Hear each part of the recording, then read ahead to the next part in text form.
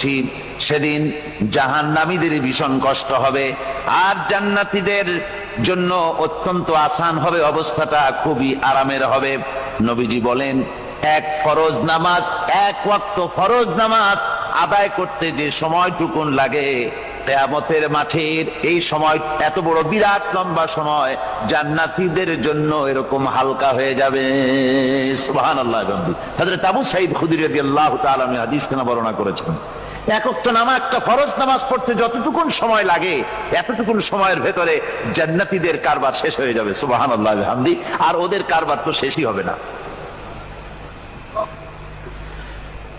وَيَوْمَ تَشَقَّقُ السَّمَاءُ بِالْغَمَامِ وَنُزِّلَ الْمَلَائِكَةُ تَنزِيلًا।